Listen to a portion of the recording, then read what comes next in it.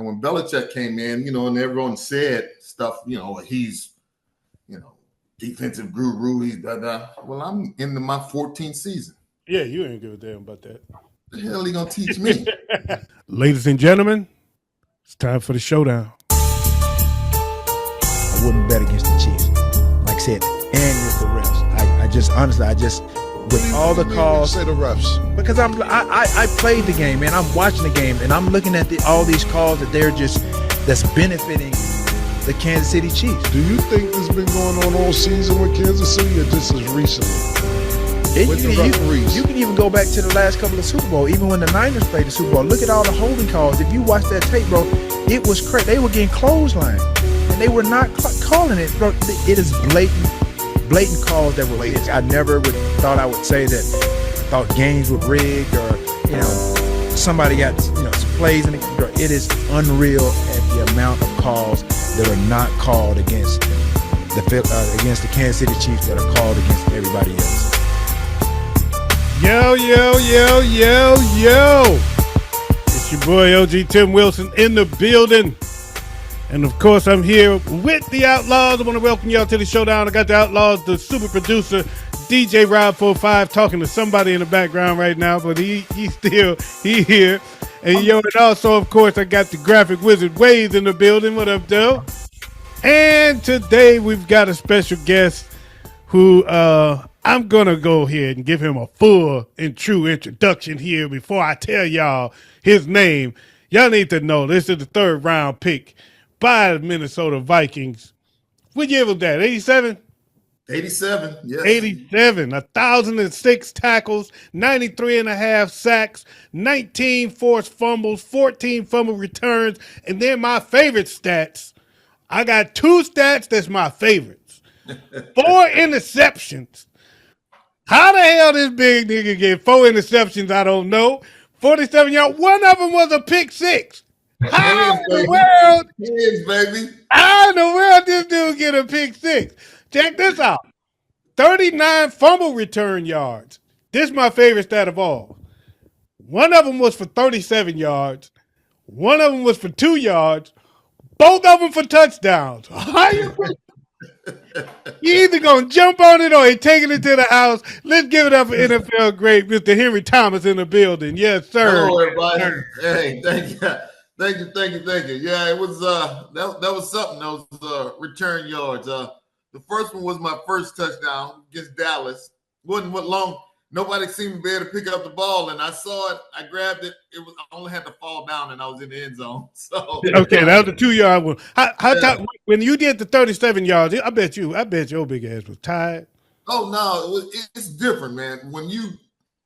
I got back in the day, I had some speed, but when you the chaser, it's different from being the chasee. It's all kind of new adrenaline coming running through your body.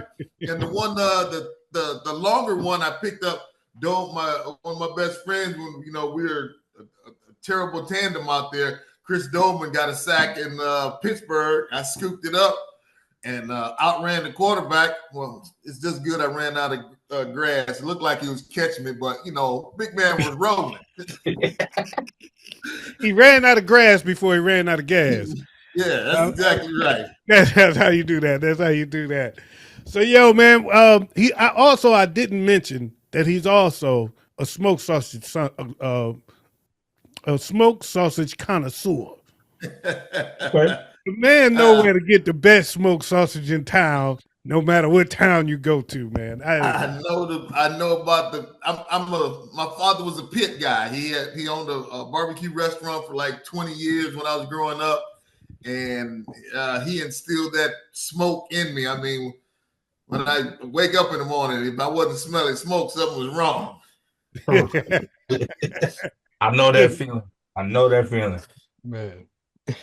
Yeah, so just to introduce my other guys, we got the DJ Rob45, who is our resident Bears fan. And, of course, we got our resident Vikings fan, Mr. Waze, who's probably up there looking giddy. He's giddy as hell and being in the same room with Mr. Henry Thomas. Absolutely. It's actually interesting for me because growing in high school, my coach had me sit there and watch John Randall. He's like, you need to be that guy. You need to be that guy. But now I'm watching you, and you were playing the exact same way I was playing, just bigger and better at it. So I was saying, I was like, no, I just need to learn what he's doing so I could get better at what I'm doing. Right. Well, So Johnny it's Randall honestly, and I, we were great yin and yang guys. I mean, Johnny and I still hang out to this day. We, in fact, just last year, back in September, he and I went up, did a fan thing up in Alaska, and that was a fun time. We had a good time. Brought some of the old guys with us, like Carl Lee and Tommy Kramer, and it was fun. We had a good time. Tommy Crank. 2 minute Tommy. Oh yeah, I 2 remember minute Tommy. Yeah, he was a bear too. So Yeah. yeah, I remember. People bounce around. That's right. You'll notice that all of his football knowledge gets back to the Bears some way, somehow. Everything's gonna circle back. Yeah, all of everything. But I am knowledgeable, so That's right. That's right. So Wade, you had taken some notes, man. Do you have any questions you want to share? Well, there's a couple pieces of notes that you did not mention here. It's a few awards. Now, the one that obviously hits home the most for me is you were voted in as an all-time part of the all-time Vikings team. Yes, that was huge. An honor for me. Yeah, to be on the stage with those 50 greatest. It was doing the 50th anniversary, and to be on stage with all those guys, and then to be like I was right behind Bud in line, because at that time during the induction, the Metrodome had caved in. So we had to go to the university. Well, the university don't have a roof on it. So it was a little chilly that December, and we're standing in line, and I never forget, because I never played under Bud, but he was always in the office. He had a persona about him, and he was always there. And, they always told the stories of how no hand warmers, no this, no that when you played in the old Met. Well, we're getting ready to go out, and it's cold. I mean, I got my fur, I got them bundled up, got my hat, I got everything on. Bud's in front of me, same thing. He got a big overcoat, like the capes that were on the sidelines. He had one of those on and all that. And I'd be damned, they call his name. He threw it down on the ground and ran out in just a little windbreaker. I was like, oh my God, keeping up the persona. yeah. Yeah, Bud was a really good guy. Yes. He was actually my stepdad's favorite coach of the Vikings ever. Yeah. Yes. Well, Bud, like I said, Bud had a really strange persona about him. Like my whole rookie year, I didn't know a whole lot growing up in Houston, going to school in Louisiana at LSU. Didn't have a whole lot of knowledge about the North, about Minnesota, but I knew the name Bud Grant. And so when I got drafted, never forget, I'm in the office, I'm going to practice, doing something, see Bud in the hallway. Hello, Mr. Grant. Nothing. Stoic, just walk right past me. And I'm like, oh my goodness. See him a couple of weeks later. Hey, Coach Grant, nice to see you. Nothing. Just walk right by me. Damn. So after about the fourth time, I'm a young man from the South. I'm like, okay, what the hell with him? I'm good. Exactly. I'm good, And we had a Christmas party. That year we go all the way to the championship game. But before that, we had a Christmas party, and it was a team event, and it was at a nice ballroom restaurant type place, and we're out there. And me being a starter as a rookie, I got my own table. Well, I'm 21 years old. I ain't got no wife. I ain't got no kids. My roommate didn't want to go. I got this big table, and right across from me was a booth with a family in it. And they had about 6 or 7 kids, and they're all scrammed in there. And I just said, hey, you guys, the kids can sit over here with me. I got this table. I don't have anybody coming.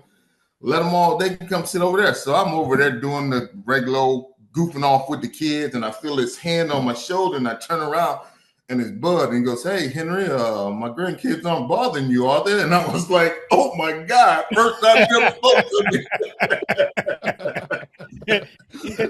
got with the grandkids sooner. That's all. I was like, man, I guess he felt like I was threatening him.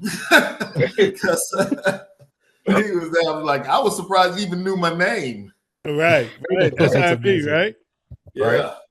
Now there are two more pieces of stats I gotta put in here. You got 2 Pro Bowl appearances Yes. and a 3-time selection for All Pro Yes. as well.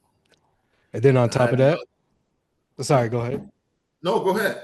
On top of that, first team All SEC in 1986. Yes. Mm. Yes. Now, this is the one that I really like here. Sugar Bowl MVP 1987. What?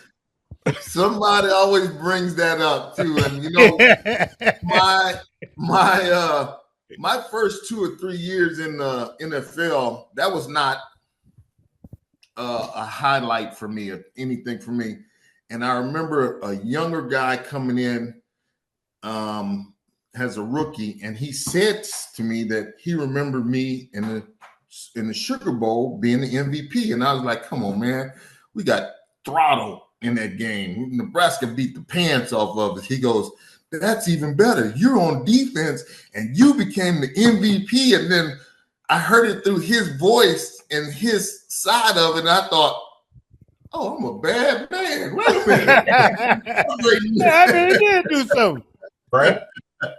That's right. You know, because at that time, it was my last game as a LSU Tiger, and the bond there with the players and the fans and the university was so great, you know, and you just felt bad leaving on such a sour note and this and that it took me, like I said, 2 years before I celebrated the fact that, hey, I was MVP at the Sugar Bowl.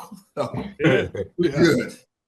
Man, that was an accomplishment, man. Especially being on the receiving the loss and still we're MVP. And I'm on defense, and I was and like, you're wow. on defense, yeah. And not even just defense, because you know you can expect like a linebacker, safety, DB, but this is an interior lineman. You know, this is a whole different beast right there. If you get that MVP, and it was so different, you know, to actually embrace it. But it took a while for me to get over the shock of leaving LSU and not leaving on a high note. Right. Got you. You also played 2 years in Detroit. Yes, another fun time. And being at that time changing from Minnesota to Detroit was a culture shock for me to go from the South to the North to Minnesota. Never saw temperatures like that before. Exactly. Then to go from the Minnesota Vikings to the Detroit Lions was another culture shock, because in Minnesota, you didn't know who the owners were. They had like 12 of them at the time. And you never knew, you know, you just see different people on the plane and you're like, who's that guy? Right. And so you never knew and then when you came out of the tunnel at the end zone in Minnesota, right up above, way at the top, was where the family section was. Okay. Well, when I got to Detroit, the family section was from the goal line to the 25, about 15 rows and up. And to see your family right there, and there was only the Fords. They were the owners. They were around all the time. It was just different to be like one owner, you know, that you could see some kind of structure. That's right. And that first year was, you know, we were all learning and blending together, and we go on that monster run to make it to the playoffs, because I think we win, 8, 9 in a row. Yeah. They did. Everybody's terrified of us because you got Barry Sanders, Herman Moore, Brett Perryman. Yep. We had one more receiver, Pretty Boy. Oh my God. Ooh, I don't remember Herman Moore and Perryman. Yeah. And there was another light complected. He did really well for himself. Wasn't Johnny Morton yet, was it? Yes, Johnny Morton. Okay, all right. And so we had those 3 guys. Barry, our defense was coming together, and everybody was terrified, because if you stack the box. They got guys that are going to catch the ball. You backed it up. Barrett's going to run all over you. Our defense was good. And we make the playoffs. Don't you dare have to punt. Huh? Don't you dare have to punt. Herman Moore was That's right. You had somebody to take it back.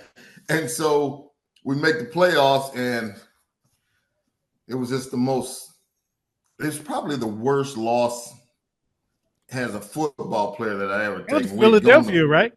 Oh, yes. and I with Rodney Pete. We were working really hard at,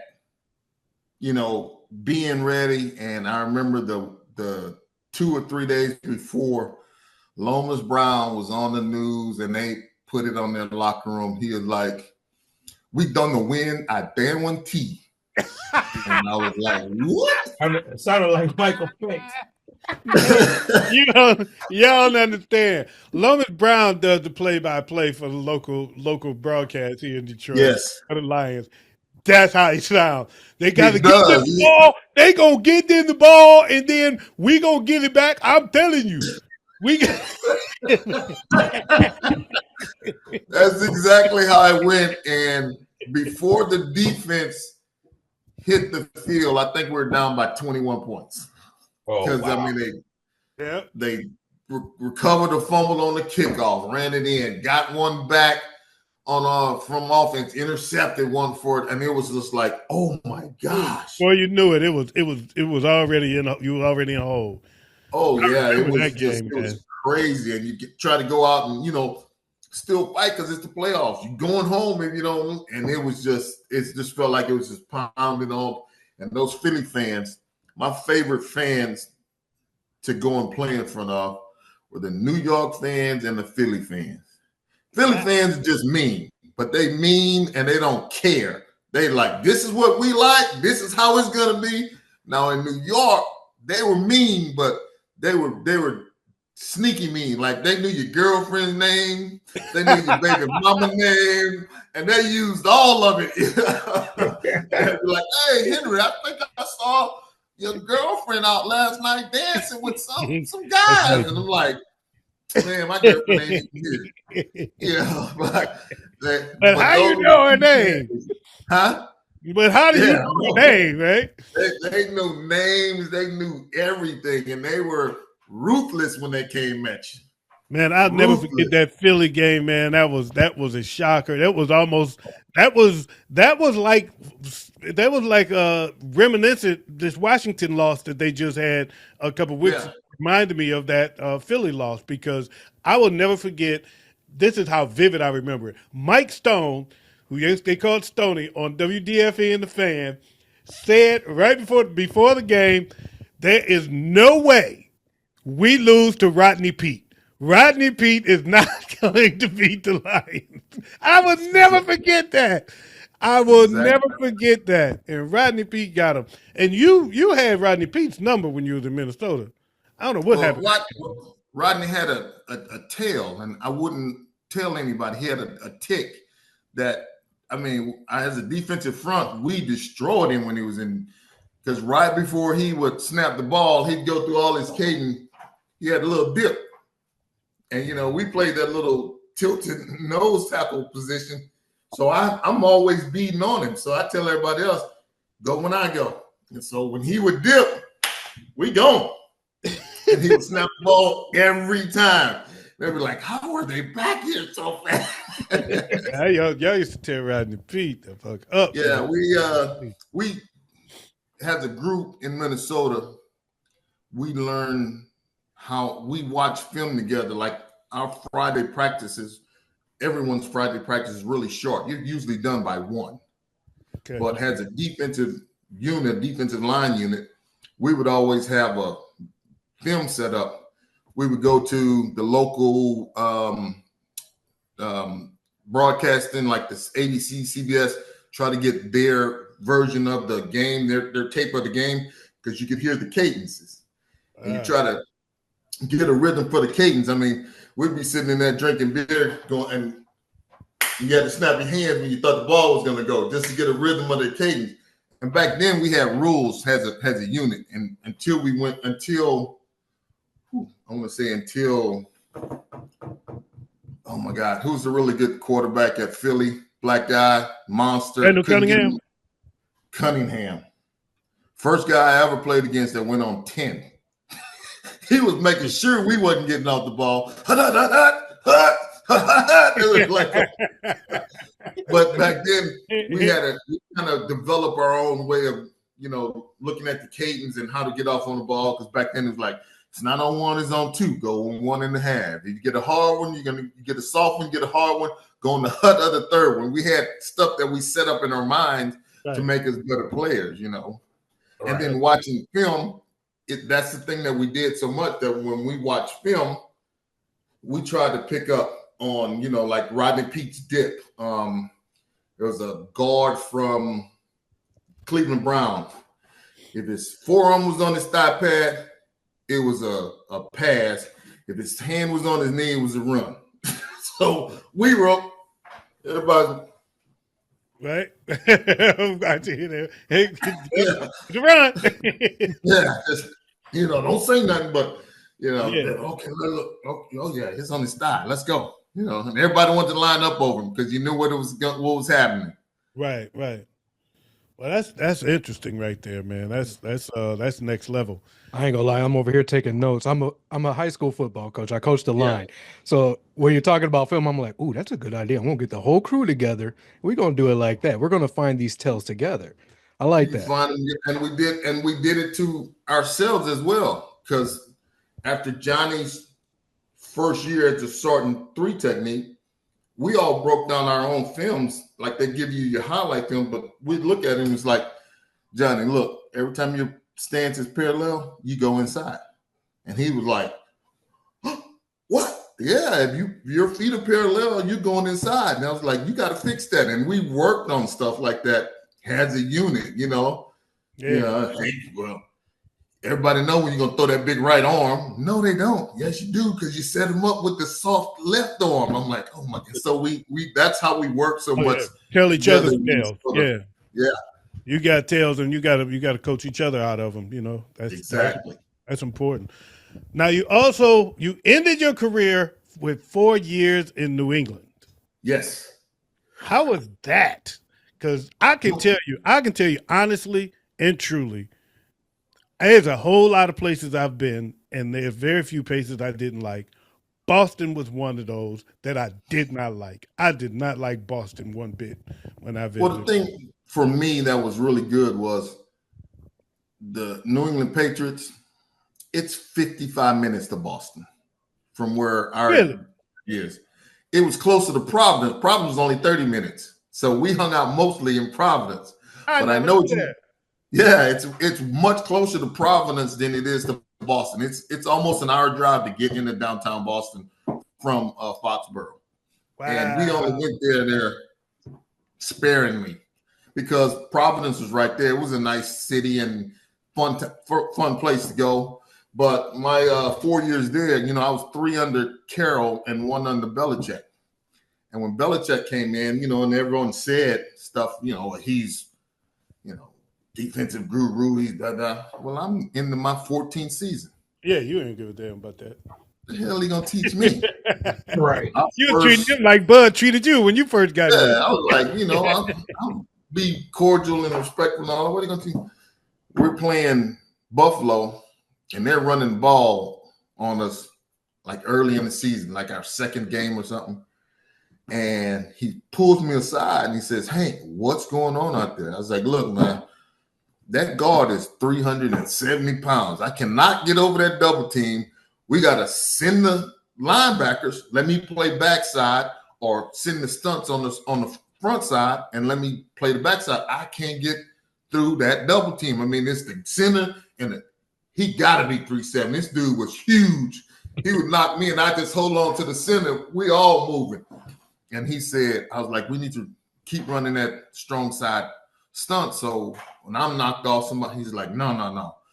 Tell Willie to stand up outside, move our 3 technique to inside eye nose, inside on the 4 technique. We'll play a 3-man front, and that'll mess up their blocking. Man, they didn't piss another drop against us. I was over there from then on, like, what did he say?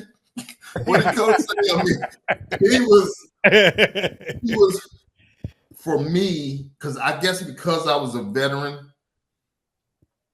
I knew and I felt he was one of the funniest guys ever. But because of his persona and the way he coached, when he says something to somebody or he's calling you out and he's making a joke, and I'm the only one in the back going, and everybody else is afraid to laugh, even though they know it's funny. But when he's making that joke and he's kneeling it right at you, you know, like, yeah, but he is a funny individual and had some of the most, his friend base was so diverse. Cause like we're one game, I'm stretching, I'm out on the field early, I come back in to get the rest of my pads on, and standing in our tunnel, it's Colin Powell. And I'm like, oh wow. Mr. Powell, hey, you know, and I'm in awe. I'm like, oh, yeah, right. Goes, good luck to you guys. You know, I'm gonna get my pads on. Him and Bill, hey, what? And I'm like, what? I mean, hey, buddy type. And I'm like, holy. And then 2 weeks later, same scenario, but it's Steven Tyler from Aerosmith, and they high five and they leaning on the wall talking like. And I'm looking at him like, are you kidding me? Wow. Like, yeah. He had just a diverse group of friends and he was so stoic. But when it came to football and how to play the game and what he thought of the game as this is a team game. Yeah. You can excel individually within the team scheme of things. And when the guys start buying into it, I know because I played 1 year under him, they released me. They called me an hour before I was supposed to get a roster bonus. Oh, and I'm like, okay, that's cool. All right, I'm just finishing my 14th season. I'm actually on the golf course, and I was like, And one of the guys has a little radio, goes, hey man, Patriots just made Bledsoe the highest paid in the history. I was like, oh, I'm gone. I'm cool. That's it. Yeah. No. So somebody got to eat that cost. Yeah, and then Bill called me on the phone himself. He calls me like 3 times, like over a 2-hour span. He's calling me saying, look, I want you to play here. We want you to play for that signing bonus, that roster bonus. I was like, give me my base salary. Keep your roster bonus. Let me have the base salary that I was going to get, and I'll come out and play. He goes, Henry, let me tell you something. Right now, this team is a Super Bowl team. With Henry Thomas, we're a Super Bowl championship team. And I was like, man, look, pay me the money that I can't play for that roster bonus. He goes, you can do it. And I was like, no. Stop calling me. I have an agent for this. Go call the agent. And then at that time, I was like, you know what? 14 years in the league, I can still walk. I'm cognizant. My head ain't screwed up. Yeah. I think I've done all I can. I mean, nobody's done what I've done from the nose tackle position. I think I can hang it up. I'd be damned they didn't go win the Super Bowl. And it was here in Houston. And all the guys are at my house. They all come and hang out with me and stuff. You know, oh man, we wish you was here. We're gonna try to get I wish I was here, damn it. Yeah. But it was just the time, you know. Yeah. And like I said, I've been through therapy, so I'm over it. That's why I can talk about it so freely. Well, you know what? I'm glad you feel that. I feel that. I'm glad you're good with it. Yeah, well, that's what's up, man. That's what's up. So, how is it that I look at your numbers, man? I look at your stats, and you know, we play with some numbers, and I listen to Joe's addition to that. What do you think holds you back from being in the Hall of Fame, man? Because you got Hall of Fame numbers. I don't care what nobody say. You've got Hall of Fame numbers. I got Hall of Fame numbers, but I also have Hall of Fame teammates from the same defensive line, I got Dolman in the Hall of Fame, Johnny Randall in the Hall of Fame. From the team, Randall McDaniel in the Hall of Fame, Chris Carter in the Hall of Fame. All of us were on the same team. It's like the Purple People Eaters.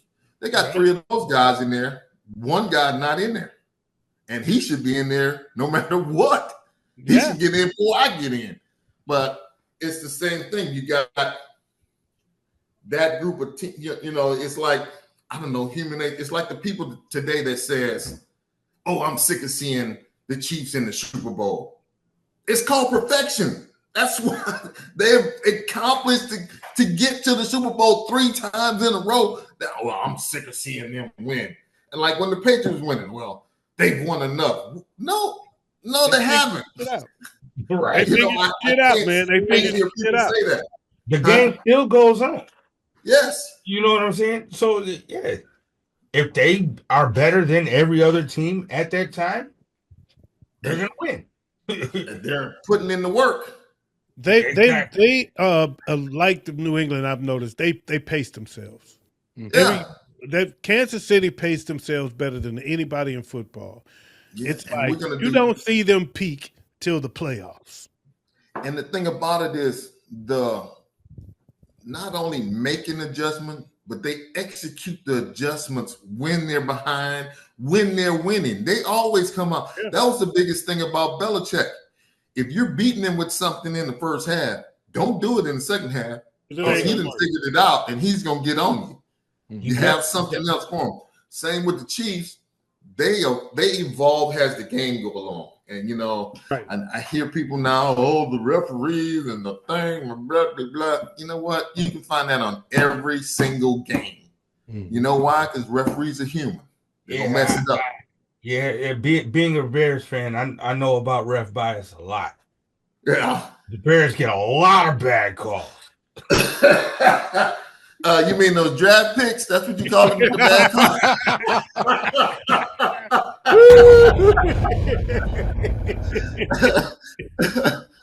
No, but the thing about, I guess because I played the game, I have a passion for the game. And granted, I just turned 60 in January. It's a couple, we're both January. Yeah, so I haven't played football in 30-some years. But I have a passion and love for it. And it's just like, the games are rigged. I just want to choke everybody out here say that. It's like, you know what? Go, if that's what you want to think, fine. My daddy told me, who's the bigger idiot? The idiot arguing or the guy arguing with the idiot? So either way, get away from them. Let them say what they want to say. Keep on going. Which fool do you want to be? Yeah, exactly. Exactly. Yeah, so you mentioned the birthdays, man, because me and you both just had a birthday in January. Yeah. And that's what really made me I reached out to you because I saw it was your birthday, and I was like, we've been doing this show now for what, 3 years now? Fourth, Is this our third? It's our fourth year? Fourth year.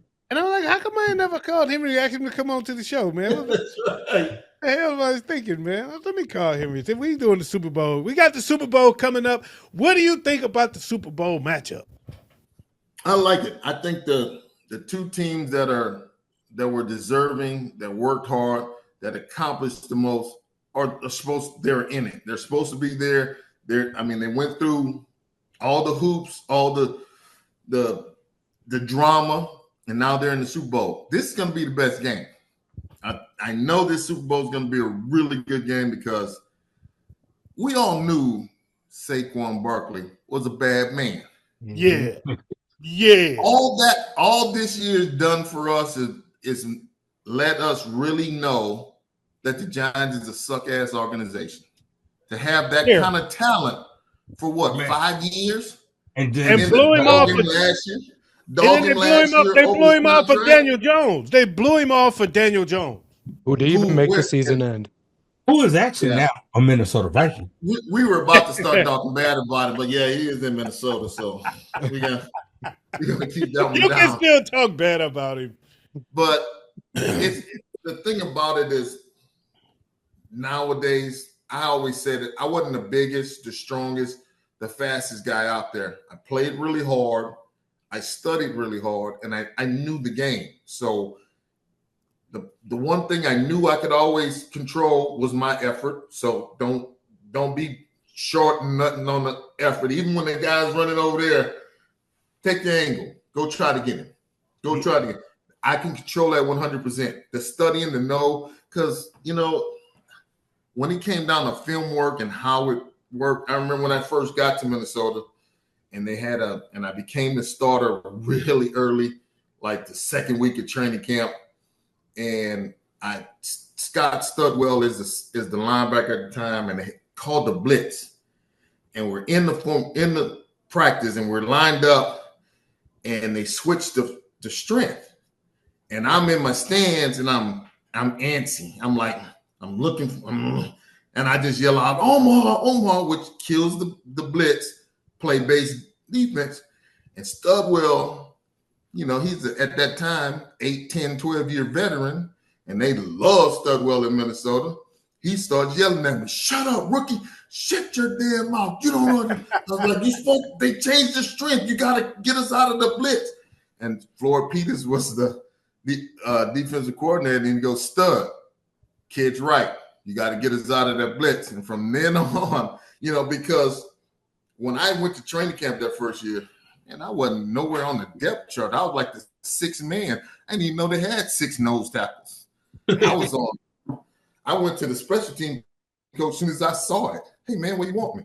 He was like, "You want to play?" And I know why he's a special team coach now, but at the time, he put me on punt return and kickoff. And I was like, okay, great. Then I become the starter, but I'm a rookie, so I don't want to say nothing because it's taxing. And so about the third week of the season, I go to the special team coach. I say, "Batter," it's Tom Batter. I say, "Bats, you got to take me off something." He was like, "You the second tackler on kickoff." And no. He's like, "What are you talking about?" I said, "Let me put it to you like this. The game starts. We lose the toss. We're going to go out kickoff. I call the huddle for the kickoff. We run down the field. Get in on the tackle. Everybody runs off. I call the huddle for the defense. Let's say we go 3 and out. Stop them. Everybody run off. I'm calling the huddle for the punt team, a punt return team. You got to give a brother a break." And he just started laughing, and he was like, "All right, I'll take y'all kickoff." I was like, "I appreciate it." Yeah, I feel you on that one, man. That was just the thing. I was trying to, you know, find me a niche somewhere, because when I saw the depth chart, you know, you go and Henry Thomas, nose tackle, Henry Thomas. Oh my. I'm looking at the list like, I got my work cut out. He said, "We got some work to do." All right. Everybody else has been throwing out all these stats. And one of my favorite stats, being a Bears fan. Listen now. All right, man. Everything come back to the Bears, but come on. Where the peanut punch was originated. In 1988, you were co-leader of the NFL in forced fumble. Well, yes, with I didn't get that one. How you go half-step? Here is the thing about Chicago. thinking- Everybody always asks me, what was my favorite stadium to play in? It was always Soldier Field. Man. Listen, Soldier Field back in the day had this nostalgia. Like when the buses came in, they went underneath the stadium, but they barely fit. If you had a window down, you could put your fingers out like this and touch the wall. That's how tight it was.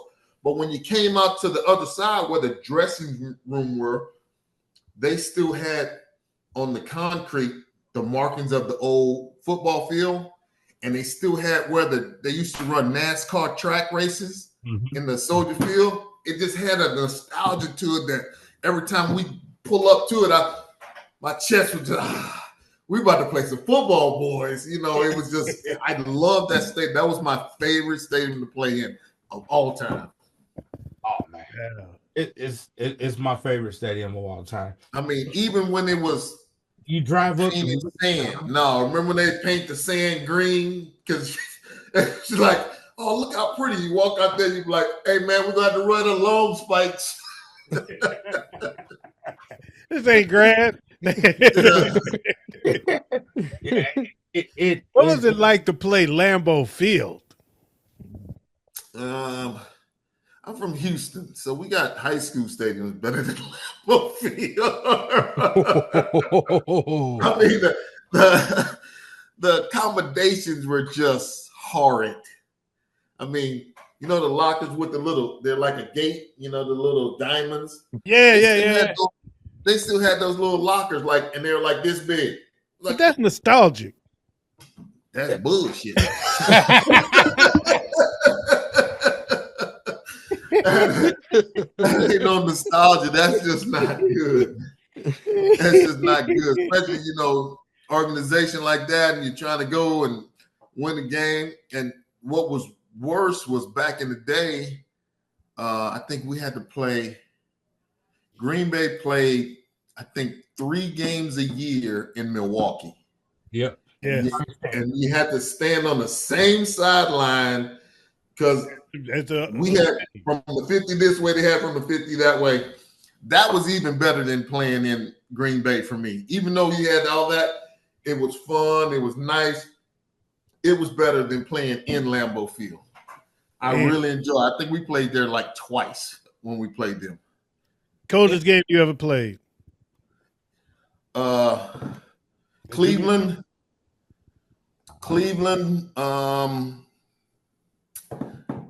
It was 9 degrees.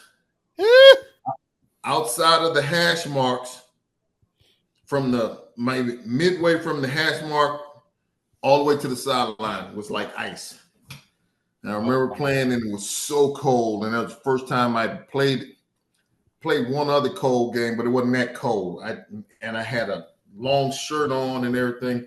And at halftime, I remember the trainer coming up to me and said, take your shoulder pads off, take the shirt off you got on, and either put on a regular shirt and with no sleeves. I was like, no sleeves? Are you out of your mind? He goes, you're about to catch a chill that you don't know nothing about. You're going to be shaking for 3 days. I ain't listened to him. I was like, man, I'm going to be warm because once my fingers and toes freeze, I can't play. And you might as well put me, look, I can't do that. Catatonic out here.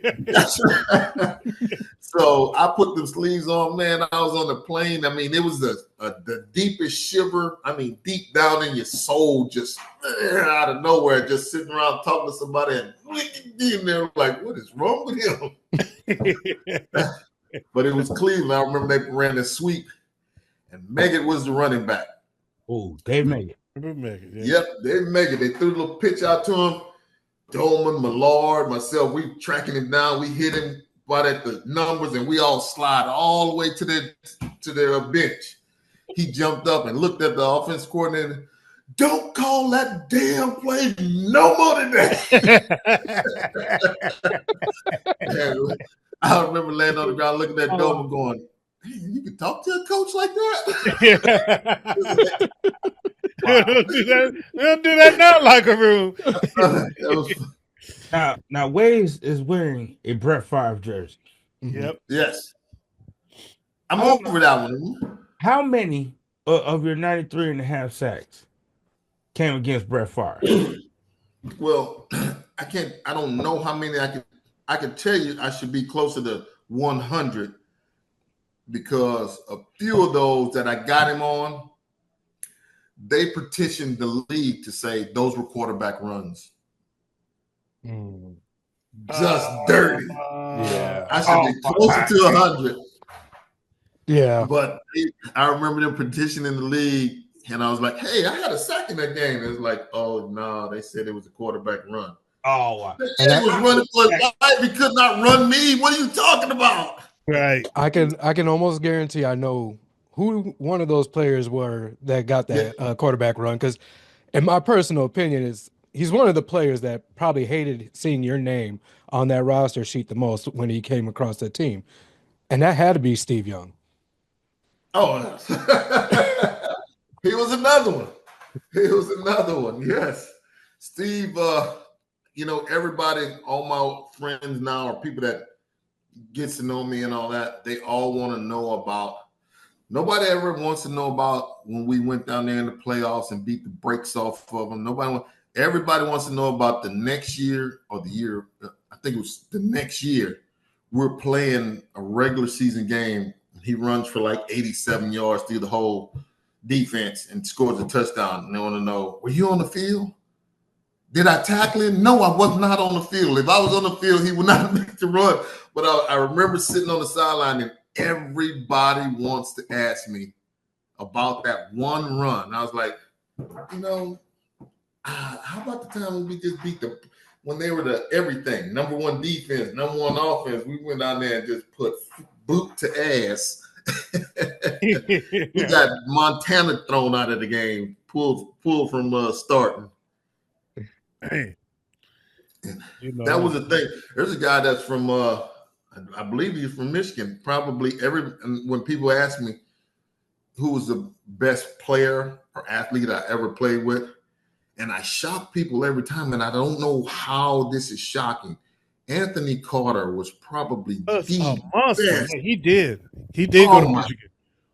Man, that was my rookie year to see somebody that frail. He was a small man. He was a monster. On the street, you didn't think he was no football player, but he was a beast, man. He was setting records. Like when we played 49ers, he set the single game record, like 230 yards receiving. He was all over those boys. The week before that, when we were in New Orleans, he had punt return, kickoff return, a bunch of catches there. I was like, this dude is somebody different. Now for a while, it was AC and Chris Carter playing together, right? Yeah, Chris Carter came in a couple years after that, and then they added Jake Reed, and AC retired, and then Moss came in. But I was already in Detroit then. Okay. Yeah, AC was a monster at Michigan. Put the numbers up at Michigan, won the Rose Bowl. Then he went to the USFL. Yes, for the Michigan Panthers and won the championship there. He was a monster there before he went. A lot of the guys there, that when I came into the league, that was the folding of the USFL. Because I remember coming out of college thinking, we got options. Right. Well, by the time I got out, USFL sues the NFL, wins the lawsuit, and gets awarded $1. Yep. It's like, what the? There you go, Donald Trump. Exactly. Yes. And so they fold and then they get drafted and go there. A lot of the guys that are on the team, like Keith Millard, Anthony Carter, a lot of those guys had gone to the USFL. Yeah. And, said how much. Yeah, exactly. Said how, Jim Kelly, all those guys. I remember seeing Jim Kelly because they used to play in a stadium right down the street from my father's restaurant called Fun Stadium. He was with the Houston Gamblers, right? Exactly. Yes.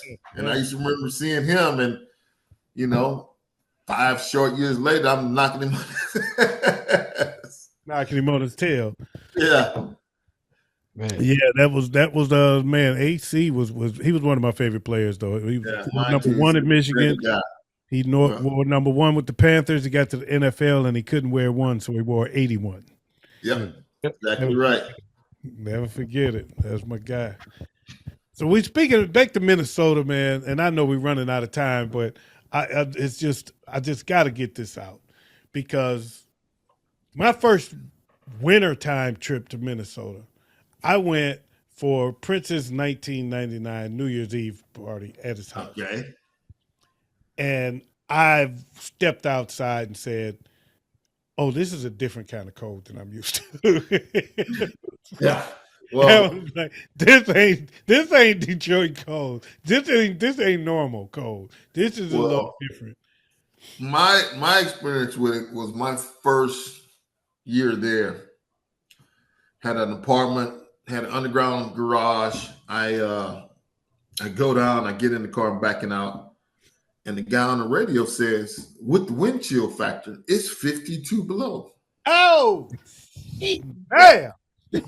I was like, 52. What is he talking about?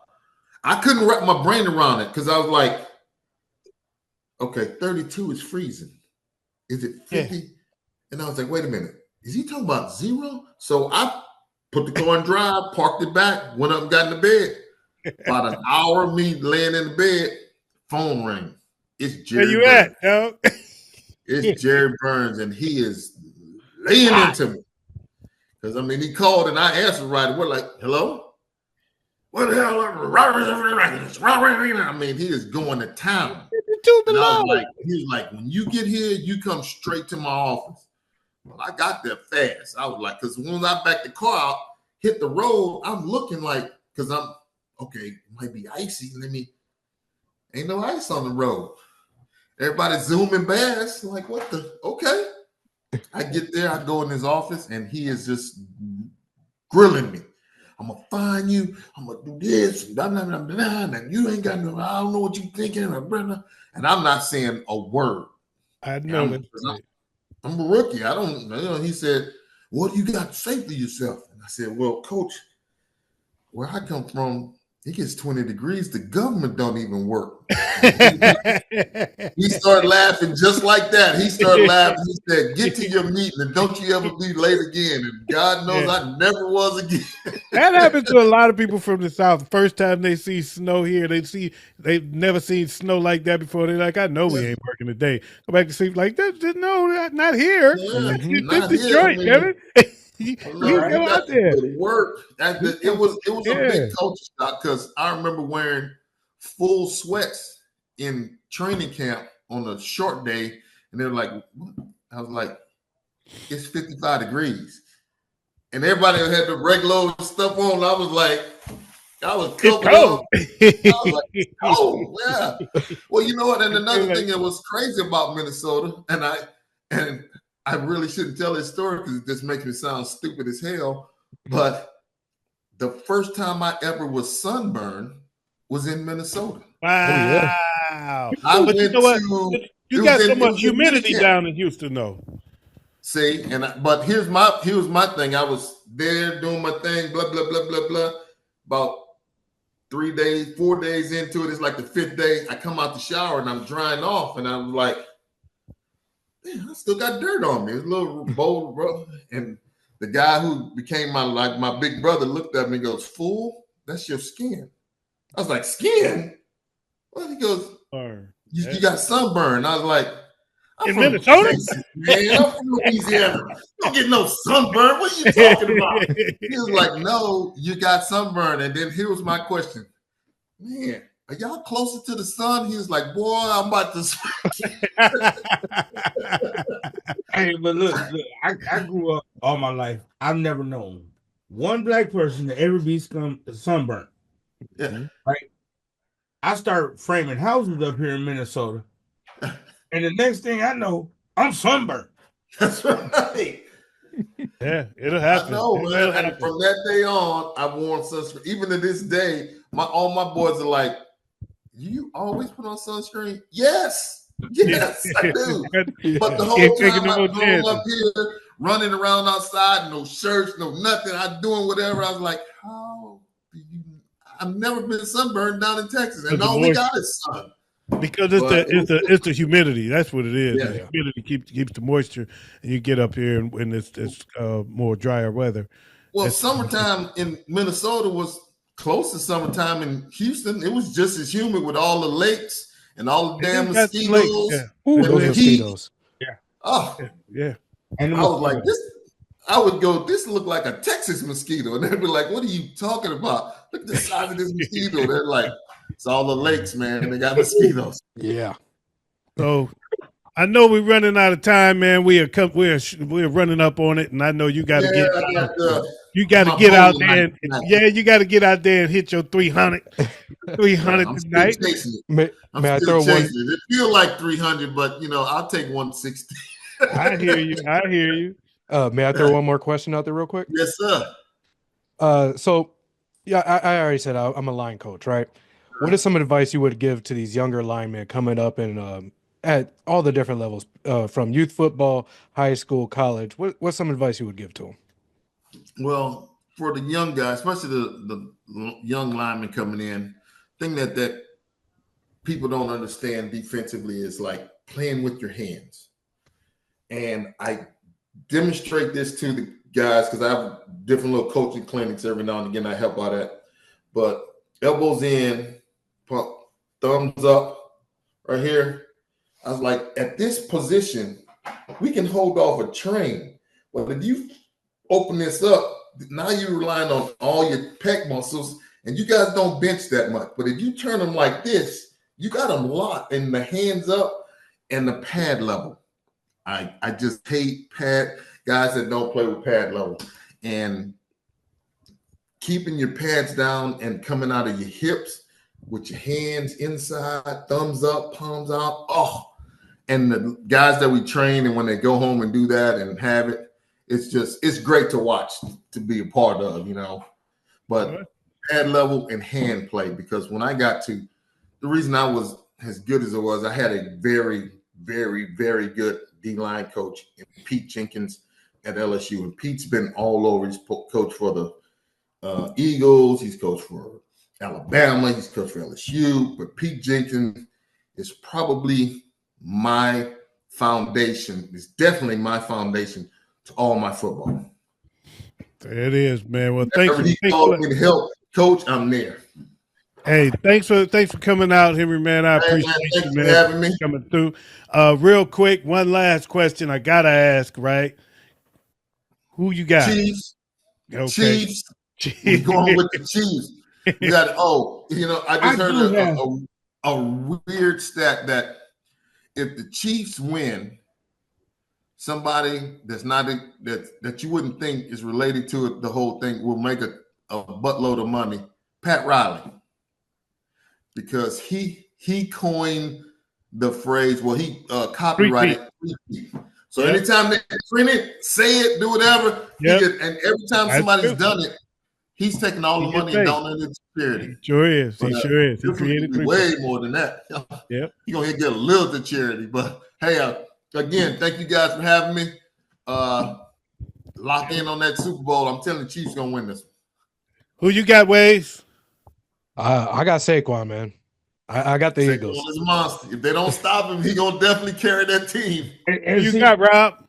I'm going with Saquon and the Eagles because I don't think the defensive line of the Chiefs can stop him. I'm going with Henry Thomas and the Chiefs, man. I swear I'm rolling with Split up, guy. I'm going, I'm wearing Eagle colors right now. I see that. But I'm going Chiefs. I'm not betting against the Chiefs. Hey, right. Thanks for joining us, Henry, man. We appreciate you, man. You guys take care. Absolutely, y'all. And thank y'all for joining us. This is the Showdown. You can catch us on Booms TV, on your Roku, or on your Fire Stick, as well as, of course, our YouTube channel, the WUDS Network. That's WUDS Network. You can catch a whole lot of exclusive content there on our WUDS Network channel, and also on Facebook at Showdown YT on our Facebook group. So thanks for joining us again. I'm your boy OG Tim Wilson. On behalf of the crew, we got the Outlaws, super producer Rob 45, and of course the graphic wizard Waze. And we are out of here like last year. Red pill or blue pill? Let's go blue. Don't matter because I ain't even got them loaded up. We out. Peace.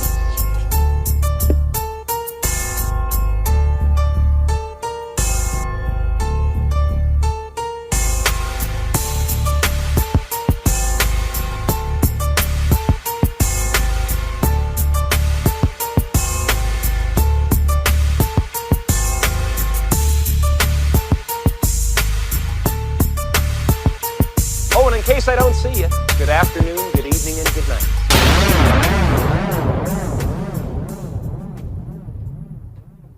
What up, though?